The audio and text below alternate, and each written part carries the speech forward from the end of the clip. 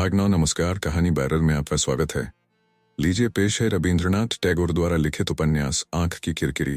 दिनोदिनी, तुम्हें कहाँ दुखता है जानती हूँ भाई साहब, लेकिन मैंने जिसकी श्रद्धा पाई थी और जिसका प्रेम पाने से मेरी जिंदगी बन सकती थी, लाज डर सबको बाला हे ताक धरकर उसके पास दौड़ी आई हूँ। कितनी बड़ी वेदना लेकर आई हूँ, कैसे बताऊं? मैं बिल्कुल सच कहती हूँ। तुम आशा को प्यार करते होते तो उसकी आज यह गत न हुई होती। बिहारी फक रह गया, बोला, आशा को क्या हुआ? कौन सी गत की तुमने? विनोदिनी, अपना घर बार छोड़कर महेंद्र मुझे लेकर कल चल देने को तैयार है। बिहारी एकाएक चीख पड़ा, यह हरगिज नहीं हो सकता, हरगिज नहीं विनोदिनी, हरगिज नहीं। बिनारी, तुम रोक सकती हो। विनोदिनी जरा देर चुप रही, उसके बाद बिहारी पर अपनी आंखें रोप कर कहा, आखिर किसके लिए रोकूं? तुम्हारी आशा के लिए। मेरा अपना सुख दुख है ही नहीं, तुम्हारी आशा का भला हो, तुम्हारे महेंद्र की दुनिया बनी रहे, यह सोचकर मैं अपने आज का अपना सारा दावा त्याग दूं। इतनी भली मैं नहीं हूं, इतना शास्त्र मैंने नहीं पढ़ा। मैं छोड़ दूंगी तो उसके बदले मुझे क्या मिलेगा? धीरे धीरे बिहारी के चेहरे का भाव सख्त हो आया। बोला, तुमने बहुत साफ साफ कहने की कोशिश की है। अब मैं भी एक बात स्पष्ट बताऊं, आज जो भी हरकत तुमने की है और जो बेहुदा बातें कह रही हो, इसकी अधिकांश ही उस साहित्य से चोरी की हुई है जो तुमने पढ़ा है। इसका 75% नाटक और उपन्यास है। विनोदिनी, नाटक उपन्यास? बिहारी, हाँ नाटक उपन्यास, वह भी वैसे महत्व का नहीं। तुम सोचती हो यह सारा कुछ तुम्हारा निजी है, बिल्कुल गलत। यह सब छापे खाने की प्रतिध्वनि है। तुम अगर निहायत अबोध सीधी सादी बालिका होती तो भी संसार में प्रेम से वंचित न होती, लेकिन नाटक की नायिका रंगमंच पर ही फपती है, उससे घर का काम नहीं चलता। कहाँ है विनोदिनी का वह तीखा तेज दारुण दर्प मंत्रबिद्ध नागिन सी? वह स्तब्ध होकर झुक गई। बड़ी देर के बाद बिहारी की ओर देखे बिना ही शांत और नम्र स्वर में बोली, तो मैं क्या करूं? बिहारी बोला, अनोखा कुछ न करो, एक सामान्य स्त्री के अच्छे विचार से जो आए वही करो, अपने घर चली जाओ। विनोदिनी ने कहा, कैसे जाऊं? बिहारी, गाड़ी में तुम्हें औरतों वाले डब्बे में बिठाकर तुम्हारे घर के स्टेशन तक छोड़ आऊंगा मैं। विनोदिनी, आज की रात यहीं रहूं? बिहारी, नहीं, अपने ऊपर मुझे इतना विश्वास नहीं। सुनते ही विनोदिनी कुर्सी से उतरकर जमीन पर लौट गई। बिहारी के दोनों पैरों को जी जान से अपनी छाती से चिपकाकर बोली, इतनी कमजोरी तो रखो भाई साहब, बिल्कुल पत्थर के देवता जैसे पवित्र मत बनो, बुरे को प्यार करके जरा सा बुरा तो बनो। कहकर विनोदिनी ने बिहारी के पांवों को बार बार चूमा। विनोदिनी के ऐसे आकस्मिक और अकल्पनीय व्यवहार से जरा देर के लिए तो बिहारी मानो अपने को जब्त न कर सका। उसकी तन मन की सारी गांठें ढीली पड़ गईं। बिहारी की इस विह्वल दशा का अनुभव करके विनोदिनी ने उसके पैर छोड़ दिए। अपने घुटनों के बल ऊंची होकर उसने कुर्सी पर बैठे बिहारी की गर्दन को बाहों से लपेट लिया। बोली, मेरे सर्वस्व जानती हूं तुम मेरे सदा के लिए नहीं, लेकिन आज एक पल के लिए तुम मुझे प्यार करो, फिर मैं अपने उसी जंगल में चली जाऊंगी। किसी से कुछ भी न चाहूंगी, मरने तक याद रखने लायक एक कोई चीज दो। आंखें मूंद कर विनोदिनी ने अपने होंठ बिहारी की ओर बढ़ा दिए। जरा देर के लिए दोनों सन्न रह गए, सारा घर सन्नाटा। इसके बाद धीरे धीरे विनोदिनी की बाहें हटाकर बिहारी दूसरी कुर्सी पर जा बैठा और रुंधी सी आवाज साफ करके कहा, रात को 1 बजे एक पैसेंजर गाड़ी है। विनोदिनी जरा देर खामोश रही, फिर बोली, उसी गाड़ी से चली चलूंगी। इतने में नंगे पांव खाली बदन अपना गोरा स्वस्थ शरीर लिए बसंत बिहारी के पास आ खड़ा हुआ और गंभीर होकर विनोदिनी को देखने लगा। बिहारी ने पूछा, सोने नहीं गया बसंत? बसंत बसंत ने कोई उत्तर न दिया, उसी तरह गंभीर खड़ा रहा। विनोदिनी ने अपने दोनों हाथ फैला दिए। बसंत ने पहले तो जरा आगा पीछा किया, फिर विनोदिनी के पास चला गया। विनोदिनी उसे छाती से लगाकर जोर से रो पड़ी। असंभव भी संभव हो जाता है, असह्य भी सहे जाता है। ऐसा न होता तो उस दिन की रात महेंद्र के घर में कटती नहीं। विनोदिनी को तैयार रहने का कहकर महेंद्र ने रात ही एक पत्र लिखा था। वह पत्र डाक से सवेरे महेंद्र के यहाँ पहुंचा। आशा उस समय बिस्तर पर ही थी। बैरे ने आवाज दी, माँ जी, चिट्ठी। आशा के कलेजे पर लहू ने धक से चोट की। पलक मारने भर की देर में हजारों आशंकाएं एक साथ ही उसकी छाती में बज उठीं। छटपट सिर उठाकर उसने पत्र देखा महेंद्र के अक्षरों में विनोदिनी का नाम। तुरंत उसका माथा तकिए पर लुढ़क पड़ा। बोली, कुछ नहीं। चिट्ठी बैरे को वापस कर दी। बैरे ने पूछा, किसे दूं? आशा ने कहा, मैं नहीं जानती। रात के 8 बज रहे होंगे। महेंद्र आंधी की तरह लपक कर विनोदिनी के कमरे के सामने हाजिर हुआ। देखा, कमरे में रोशनी नहीं है, गुप्त अंधेरा। जेब से दियासलाई निकालकर एक तीली जलाई। कमरा खाली पड़ा था, बिनोदिनी नहीं थी। उसका सरो सामान भी नदारद दक्षिण वाले बरामदे में गया, वह भी सूना पड़ा था। आवाज दी बिनोदिनी, कोई जवाब नहीं। ना समझ हूं। मैंने जरूर उसे इस बुरी तरह डांटा फटकारा है कि वह टिक न सकी। ध्यान में यही आया और अटल विश्वास बन गया। अधीर होकर वह उसी दम माँ के कमरे में गया। रोशनी वहां भी न थी, लेकिन राजा लक्ष्मी बिस्तर पर लेटी थीं। यह अंधेरे में भी दिखा। महेंद्र ने रंजिश में कहा, माँ, तुम लोगों ने बिनोदिनी से क्या कहा? राजलक्ष्मी बोली, कुछ नहीं। महेंद्र, तो वह कहाँ गई? राजलक्ष्मी, मैं क्या जानूं? महेंद्र ने अविश्वास के स्वर में कहा, तुम नहीं जानती? खैर, उसे तो मैं जहां भी होगी ढूंढ ही निकालूंगा। महेंद्र चल पड़ा। राजलक्ष्मी झटपट उठ खड़ी हुई और उसके पीछे पीछे चलती हुई कहने लगी, मत जा महेंद्र, मत जा, मेरी एक बात सुन ले। ठहर। महेंद्र दौड़कर एक ही सांस में घर से बाहर निकल गया। उल्टे पांवों लौटकर उसने दरबान से पूछा, बहू जी कहाँ गई? दरबान ने कहा, हमें बताकर नहीं गई। पता नहीं, महेंद्र ने चीख कर कहा। पता नहीं, दरबान ने हाथ बांधकर कहा। जी नहीं मालूम। महेंद्र ने सोचा, माँ ने इन्हें पट्टी पड़ा दी है। बोला, खैर। महानगरी के राजपथ पर गैस की रोशनी के मारे अंधेरे में बर्फ वाला बर्फ और मछली वाला मछली की रट लगा रहा था। भीड़ की हलचल में घुसकर महेंद्र ओझल हो गया। रात के अंधेरे में बिहारी कभी अकेले ध्यान नहीं लगाता। अपने लिए अपने को उसने कभी भी आलोच्य नहीं बनाया। वह पढ़ाई लिखाई, काम काज, हित मित्रों में ही मशगूल रहता। अपने बजाय अपने चारों तरफ की दुनिया को प्रमुखता देकर वह मजे में था। लेकिन अचानक जोर के धक्के से एक दिन उसका सब कुछ विच्छिन्न हो गया। प्रलय के अंधेरे में वेदना की आकाश छूती चोटी पर उसे अकेले खुद को लेकर खड़ा होना पड़ा। उसी समय अपने निर्जन संग से उसे डर लगने लगा। जबरदस्ती कंधे पर काम का भार लादकर इस संगी को वह भूलकर भी अवकाश नहीं देना चाहता। लेकिन आज अपने उस भीतर वाले को बिहारी किसी भी तरह से दूर न रख सका। कल वह बिनोदिनी को उसके घर छोड़ आया। उसके बाद जो भी काम जिस भी आदमी के साथ जुटा रहा है, उसका गुफा के अंदर का वेदनामय हृदय उसे अपने गहरे एकांत की ओर लगातार खींच रहा था। थकावट और अवसाद ने आज बिहारी को परास्त कर दिया। रात के ठीक 9 बजे होंगे। घर के सामने दक्षिण वाली छत पर गर्मी के दिन ढले की हवा उतावली सी हो उठी थी। वह अंधेरी छत पर एक आराम कुर्सी पर बैठ गया। आज शाम को उसने बसंत को पढ़ाया नहीं, जल्दी ही वापस कर दिया। आज सांत्वना के लिए, संग के लिए, प्रेम सुधा सने अपने पिछले जीवन के लिए उसका हृदय मानो माँ द्वारा त्यागे गए शिशु की तरह संसार के अंधेरे में दोनों बाहें फैलाकर न जाने किसे खोज रहा था। जिनके बारे में न सोचने की उसने कसम खाई थी, उसका अंतर्मन उन्हीं की ओर दौड़ रहा था। रोकने की शक्ति ही नहीं रह गई थी। छुटपन से छूट जाने तक महेंद्र से उसकी मैत्री की जो कहानी रंगों में चित्रित, जल, स्थल, नदी, पर्वत ने बंटी मानचित्र जैसी उसके मन में सिमटी पड़ी थी, बिहारी ने उसे फैला दिया। लेकिन फिर भी यह बिछोह और वेदना अनोखी ने किरणों रंगी माधुरी से भरी पूरी रही। उसके बाद जिस शनि का उदय हुआ, जिसने मित्र की स्नेह, दंपत्ति के प्रेम, घर की शांति और पवित्रता को एक बारगी मटियामिट कर दिया, उस बिनोदिनी को बिहारी ने बेहद घृणा से अपने मन से निकाल फेंकने की कोशिश की। लेकिन गजब, चोट गोया निहायत हल्की हो आई, उसे छू न सकी। वह अनोखी खूबसूरत पहेली अपनी अगम रहस्य भरी घनी काली आंखों की स्थिर निगाह लिए कृष्ण पक्ष के अंधेरे में बिहारी के गर्मी की रात की उमड़ी हुई दक्षिणी बयार उसी के गहरे निश्वास सी बिहारी को छूने लगी। धीरे धीरे उन अपलक आंखों की जलती हई निगाह मलिन हो आने लगी। प्यास से सूखी वह तेज नजर आंसुओं में भीग कर स्निग्ध हो गई और देखते ही देखते गहरे भाव रस में डूब गई। अचानक उस मूर्ति ने बिहारी के कदमों के पास लौटकर उसकी दोनों जांघों को जी जान से अपनी छाती से जकड़ लिया। उसके बाद एक अनूठी मायालता की तरह उसने पल में बिहारी को लपेट लिया और फैलकर तुरंत खिले सुगंधित फूल जैसे चुंबनोन्मुख मुखटे को बिहारी के होंठों के पास बढ़ा दिया। आंखें मूंद कर अपनी सुधियों की दुनिया से बिहारी उस कल्पमूर्ति को निर्वासित कर देने की चेष्टा करने लगा। लेकिन उस पर आघात करने को उसका हाथ हरगिज न उठा। एक अधूरा अकुलाया चुंबन उसके मुंह के पास उत्सुक हो रहा। पुलक से उसने उसे आच्छन्न कर दिया। छत पर के सूने अंधेरे में बिहारी और न रह सका। किसी और तरफ ध्यान बंटाने के ख्याल से वह जल्दी जल्दी चिराग की रोशनी से जगमग कमरे में चला आया।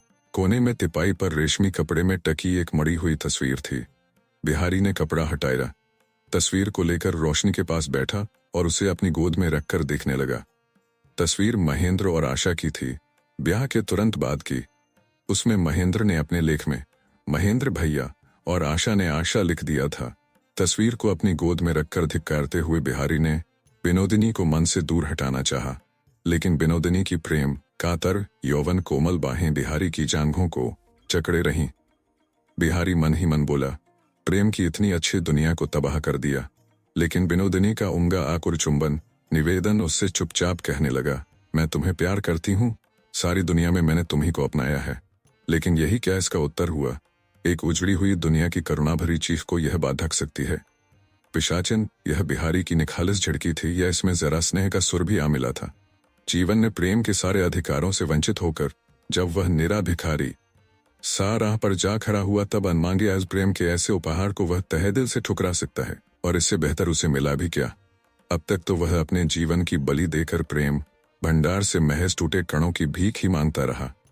आज जब प्रेम की अन्नपूर्णा ने महज उसी के लिए सोने की थाली में पकवान परोस कर भेजा है, तो किस संकोच से वह अभागा अपने को उससे वंचित करे? तस्वीर को गोद में रखे वह इसी तरह की बातों में डूबा हुआ था कि पास ही आहट हुई। चौंक कर देखा, महेंद्र आया है। वह हड़बड़ी में खड़ा हो गया। तस्वीर गोद से फर्श के कालीन पर लुढ़क पड़ी। बिहारी ने इसका ख्याल न किया। महेंद्र एक बागी पूछ बैठा, विनोदिनी कहाँ है? बिहारी ने जरा आगे बढ़कर उसका हाथ थाम लिया, बोला, महेंद्र भैया बैठ जाओ, अभी बातें करते हैं। महेंद्र ने कहा, मेरे पास बैठने और बात करने का वक्त नहीं है।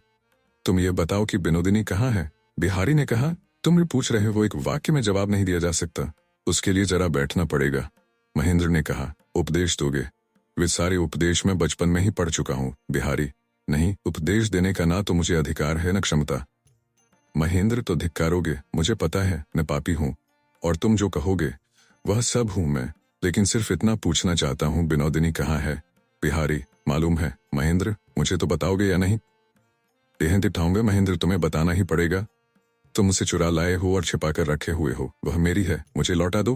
बिहारी कुछ क्षण ठगा सा रहा, फिर दृढ़ता से बोला, वह तुम्हारी नहीं है, मैं उसे चुरा कर भी नहीं लाया, वह खुद मेरे पास आई है। महेंद्र चीख उठा, सरासर झूठ। और महेंद्र ने बगल के कमरे के दरवाजे पर धक्का देते हुए आवाज दी, विनोद विनोद। अंदर से रोने की आवाज सुनाई पड़ी। बोला, कोई डर नहीं विनोद, मैं महेंद्र हूँ, मैं कोई कैद करके नहीं रख सकता। महेंद्र ने जोर से धक्का दिया कि किवाड़ खुल गया। दौड़कर अंदर गया। कमरा था, धुंधली छाया सी उसे लगी। न जाने वह किस डर के मारे काट होकर तकिए से लिपट गया। जल्दी से बिहारी कमरे में आया। बिस्तर से बसंत को गोद में उठाकर दिलासा देता हुआ बोला, डर मत बसंत, मत डर। महेंद्र लपकर वहां से निकला। घर की एक कमरे की खाक छान डाली। उधर से लौटकर देखा, तब भी बसंत डर से रहकर रो उठता था। बिहारी ने उसके कमरे की रोशनी जलाई, उसे बिछवाने पर सुलाकर बदन सहलाते हुए उसे सुलाने की चेष्टा करने लगा। महेंद्र ने आकर पूछा, विनोदिनी को तुमने कहाँ रखा है? बिहारी ने कहा, महेंद्र भैया शोर न मचाओ, ना कि तुमने इस बच्चे को इतना डरा दिया कि यह बीमार हो जाएगा। मैं कहता हूँ विनोदिनी के बारे में जानने की तुम्हें कोई जरूरत नहीं। महेंद्र बोला, महात्मा जी, धर्म का आदर्श न बनो।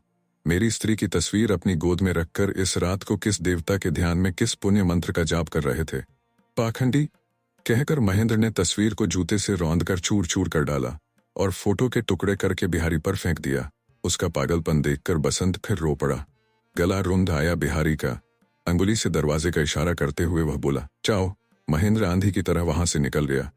रेल के औरतों वाले सुने डिब्बे में बैठी विनोदिनी ने खिड़की में से जब जुते हुए खेत और बीच में छाया से घिरे गांव देखे, तो मन में सुने शीतल गांव की जिंदगी ताजी हो आई।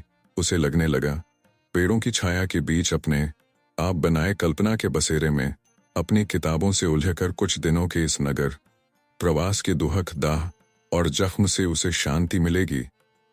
प्यासी छाती में चैन की यह उम्मीद ढोती हुई विनोदिनी अपने घर पहुंची, मगर हाय चैन कहाँ, वहां तो केवल शून्यता थी गरीबी। बहुत दिनों से बंद पड़े सीले घर के भाप से उसकी सांस अटकने लगी। घर में जो थोड़ी बहुत चीज थी उन्हें कीड़े चाट गए थे, चूहे कुतर गए थे, गर्द से बुरा हाल था। वह शाम को घर पहुंची और घर में पसरा था बाहां भर अंधोरा। सरसों के तेल से किसी तरह रोशनी जलाई, उसके धुएं और धीमी जोत से घर की दीनता और भी साफ झलक उठी। पहले जिससे उसे पीड़ा नहीं होती थी, वह अब असह्य हो उठी, उसका बागी हृदय अकड़कर बोल उठा। यहाँ तो एक पल भी नहीं कटने का ताक पर दो। एक पुरानी पत्रिकाएं और किताबें पड़ी थीं, किंतु उन्हें छूने को जी न चाहा। बाहर सन्न से पड़े आम के बगीचे में झिंगूर और मच्छरों की ताने अंधेरे में गूंजती रहीं। विनोदिनी की जो बूढ़ी अभिभाविका वहां रहती थीं, वह घर में ताला डालकर अपनी बेटी से मिलने उसकी ससुराल चली गई थी। विनोदिनी अपनी पड़ोसन की यहाँ गई, वे तो उसे देखकर दंग रह गई। उफ, रंग तो खासा निखर आया है, बनी ठनी मानो मेम साहब हो। इशारे से आपस में जाने क्या कहकर विनोदिनी पर गौर करती हुई एक दूसरे का मुंह ताकने लगी। विनोदिनी पग पग पर यह महसूस करने लगी कि अपने गांव से वह सब तरह से बहुत दूर हो गई है। अपने ही घर में निर्वासित सी कहीं पल भर आराम की जगह नहीं। डाक खाने का बूढ़ा डाकिया विनोदिनी का बचपन से परिचित था। दूसरे दिन वह पोखर में डुबकी लगाने जा रही थी कि डाक का थैला लिए उसे जाते देख विनोदिनी अपने आप को न रोक सकी। अंगूठा फेंक जल्दी से बाहर निकलकर पूछा, पंचू भैया मेरी चिट्ठी है? बुड्ढे ने कहा नहीं। विनोदिनी उतावली होकर बोली, हो भी सकती है, देखूं तो जरा। यह कहकर उसने चिट्ठियों को उलट पलट कर देखा। 5-6 ही तो चिट्ठियां थी मोहल्ले की, उसकी कोई न थी। उदास सी जब घाट पर लौटी तो उसकी किसी सखी ने ताना दिया, क्यों रिविंदी, चिट्ठी के लिए इतनी परेशान क्यों? दूसरी एक बात उन्हीं ने कहा, अच्छी बात है, अच्छी। डाक के जरिए चिट्ठी आए, ऐसा भाग कितनों का होता है। हमारे तो पति देवर भाई परदेश में काम करते हैं, मगर डाकिए की मेहरबानी तो कभी नहीं होती। बातों ही बातों में मजाक साफ चिकोटी गहरी होने लगी। विनोदिनी बिहारी से निहोरा कराई थी, निहायत ही रोज रोज लिखते न बने तो कम से कम हफ्ते में 2 बार तो 2 पंक्तियां जरूर लिखे। आज ही बिहारी की चिट्ठी आए, यह उम्मीद नहीं के बराबर ही थी, लेकिन आकांक्षा ऐसी बलवती हो कि वह दूर संभावना की आशा भी विनोदिनी ने छोड़ सकी। उसे लगने लगा जाने कब से कलकत्ता छूट गया है। गांव में महेंद्र को लेकर किस कदर उसकी निंदा हुई थी।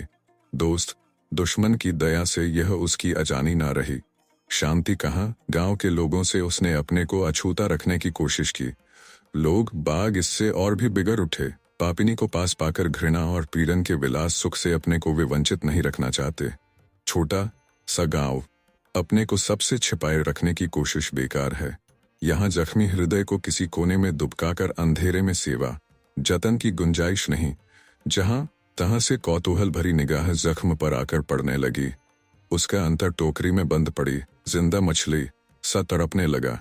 यहाँ आजादी के साथ पूरी तरह दुख भोग सकने की भी जगह नहीं। दूसरे दिन जब चिट्ठी का समय निकल गया तो कमरा बंद करके विनोदिनी पत्र लिखने बैठी। भाई साहब डरो मत, मैं तुम्हें प्रेम पत्र लिखने नहीं बैठी हूँ। तुम मेरे विचारक हो, तुम्हें प्रणाम करती हूँ। मैंने जो पाप किया तुमने उसकी बड़ी सख्त सजा दी। तुम्हारा हुक्म होते ही मैंने उस सजा को माथे पर रख लिया है। अफसोस इसी बात का है कि तुम देख नहीं सके कि यह सजा कितनी कड़ी है। देख पाते, कहीं जान पाते तो तुम्हारे मन में जो दया होती, मैं उससे भी वंचित रही। तुम्हें याद करके मन ही मन तुम्हारे पांवों के पास माथा टेके मैं उसे भी बर्दाश्त करूंगी। लेकिन प्रभु, कैदी को क्या खाना भी नसीब नहीं होता? व्यंजन न सही, जितना भर न मिलने से काम नहीं चल सकता, उतना भोजन तो उसका बंधा होता है। मेरे इस निर्वासन का आहार है तुम्हारी 2 पंक्तियां, वह भी न बदा हो तो वह निर्वासन। दंड नहीं प्राण दंड नहीं प्राण दंड है, सजा देने वाले मेरी इतनी बड़ी परीक्षा न लो। मेरे पापी मन में दंभ की हद न थी। स्वप्न में भी मुझे यह पता न था कि किसी के आगे मुझे इस कदर सिर झुकाना पड़ेगा। जीत तुम्हारी हुई प्रभु, मैं बगावत न करूंगी, मगर मुझ पर रहम करो, मुझे जीने दो। इस सुने जंगल में रहने का थोड़ा बहुत सहारा मुझे दिया करना, फिर तो तुम्हारे शासन से मुझे कोई भी किसी भी हालत में डिगा न सकेगा। यही दुखड़ा रोना था। और जो बातें जी में हैं कहने को कलेजा मुंह को आता है, पर वे बातें तुम्हें न बताऊंगी। मैंने शपथ ली है, उस शपथ को मैंने पूरा किया। तुम्हारी विनोदिनी। विनोदिनी ने पत्र डाक में डाल दिया। मोहल्ले के लोग छिर करने लगे। कमरा बंद किए रहती है, चिट्ठी लिखा करती है, चिट्ठी के लिए डाकिए को जाकर तंग करती है। 2 दिन कलकत्ता रहने से क्या लाज शर्म को इस तरह घोलकर पी जाना चाहिए। उसके बाद के दिन भी चिट्ठी न मिली। विनोदिनी दिन भर गुमसुम रही। बिहारी का उसके पास कुछ भी न था, एक पंक्ति की चिट्ठी तक नहीं, कुछ भी नहीं। वह शून्य में मानो कोई चीज खोजती फिरने लगी। बिहारी की किसी निशानी को अपने कलेजे से लगाकर सूखी आंखों में वह आंसू लाना चाहती थी। आंसुओं में मन की सारी कठिनता को गलाकर, विद्रोह की भभकती आग को बुझाकर, वह बिहारी के कठोर आदेश को अंतर के कोमलतम प्रेम सिंहासन पर बिठाना चाहती थी, लेकिन सूखे के दिनों की दोपहरी के आसमान जैसा उसका कलेजा सिर्फ जलने लगा। विनोदिनी ने सुन रखा था, हृदय से जिसे पुकारो उसे आना ही पड़ता है, इसीलिए हाथ बांधो। आंखें मूंद कर वह बिहारी को पुकारने लगी। मेरा जीवन सूना पड़ा है, हृदय सूना है, चारों ओर सुनसान है। इस सूनेपन के बीच तुम एक बार आओ, खड़ी भर को ही सही तुम्हें आना पड़ेगा। मैं तुम्हें हरगिज नहीं छोड़ सकती। हृदय से इस तरह पुकारने से विनोदिनी को मानो सच्चा बल मिला। उसे लगा प्रेम की पुकार का यह बल बेकार नहीं जाने का। सांझ का दीप विहीन अंधोरा कमरा जब बिहारी के ध्यान से घने तौर पर परिपूर्ण हो उठा, जब दीन दुनिया, गांव, समाज, समूचा त्रिभुवन प्रलय में खो गया, तो अचानक दरवाजे पर थपकी सुनकर विनोदिनी झटपट जमीन पर से उठ खड़ी हुई और दृढ़ विश्वास के साथ दौड़कर दरवाजा खोलती हुई बोली, प्रभु आ गए। उसे पक्का विश्वास था कि इस घड़ी दूसरा कोई उसके दरवाजे पर नहीं आ सकता। महेंद्र ने कहा, हाँ आ गया विनोद। विनोदिनी बेहद खींच से बोल उठी, चले जाओ चले जाओ चले जाओ यहाँ से, अभी चल दो तुरंत। महेंद्र को मानो काठ मार गया। हाँ री बिंदी, तेरी ददिया सास अगर कल कहते कहते कोई प्रौढ़ा पड़ोसिन विनोदिनी के दरवाजे पर आकर सहसा हाय राम कहती हुई लंबा घूंघट काटकर भाग गई।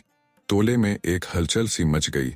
देवी थान में इकट्ठे होकर बड़े बूढ़ों ने कहा, अब तो बर्दाश्त के बाहर है।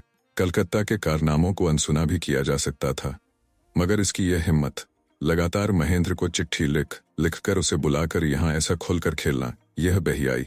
ऐसी पापिन को गांव में नहीं रहने दिया जा सकता।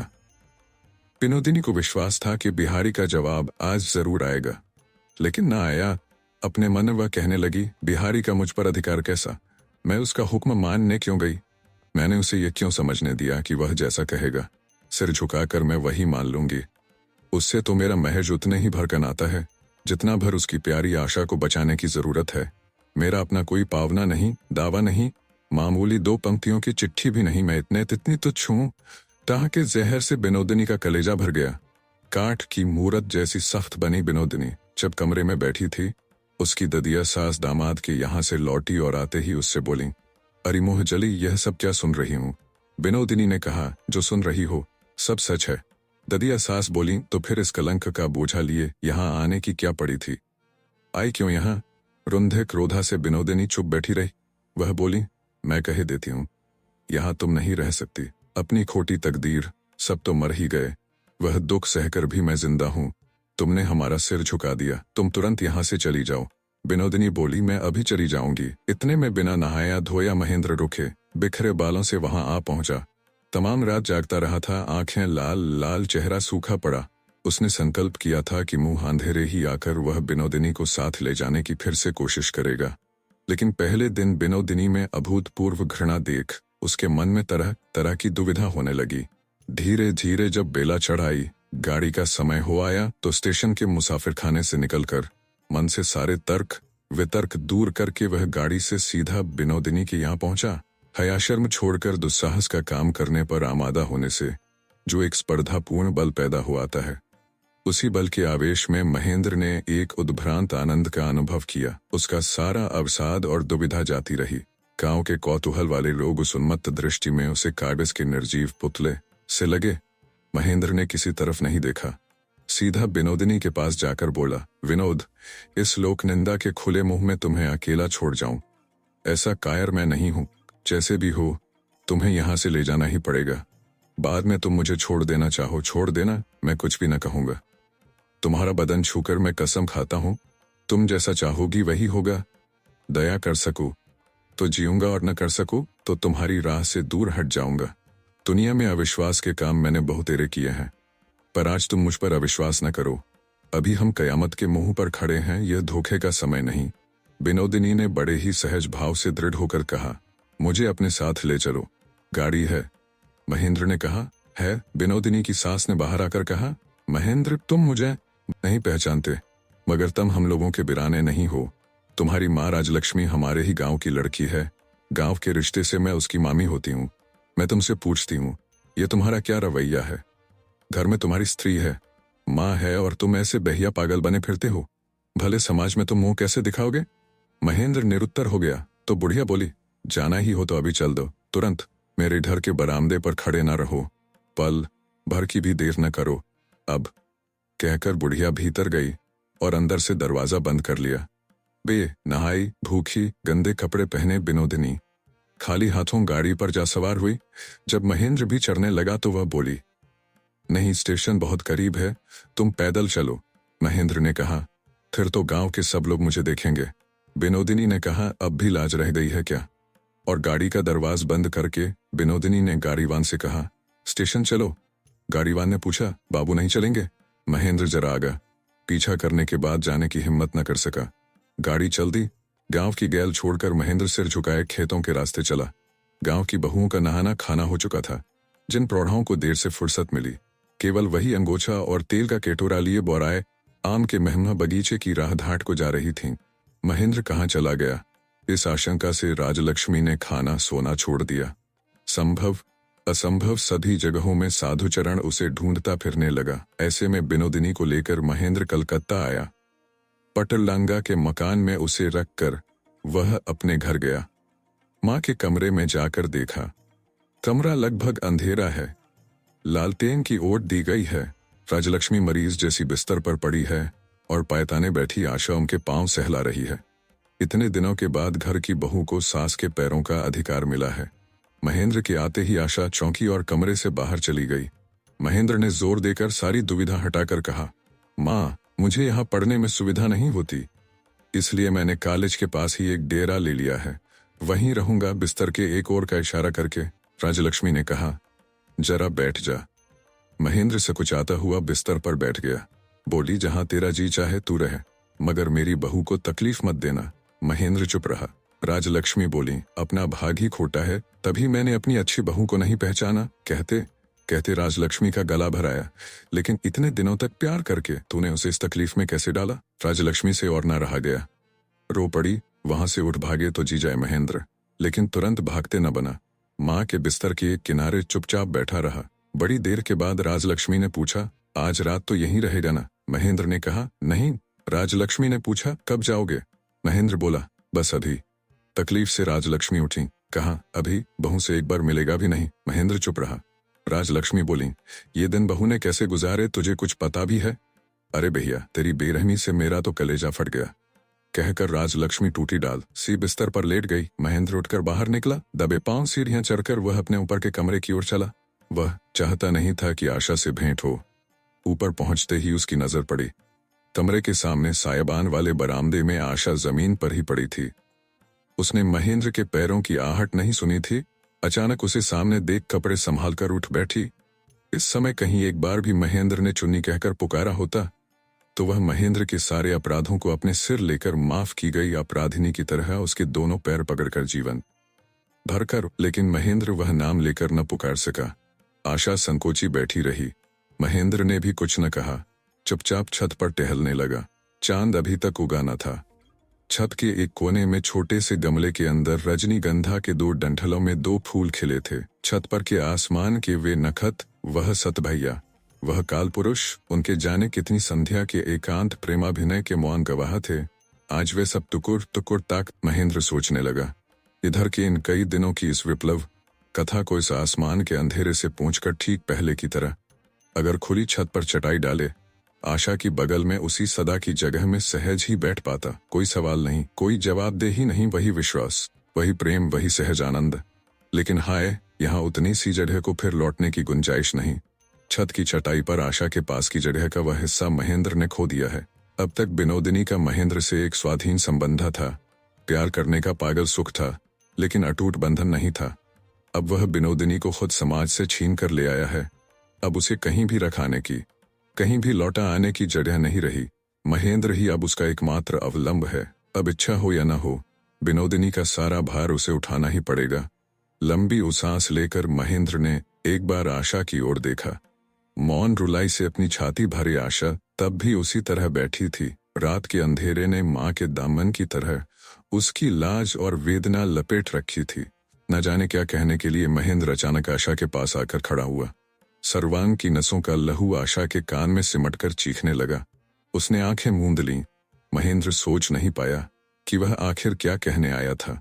कहने को उस पर है भी क्या, लेकिन बिना कुछ कहे अब लौट भी न सका।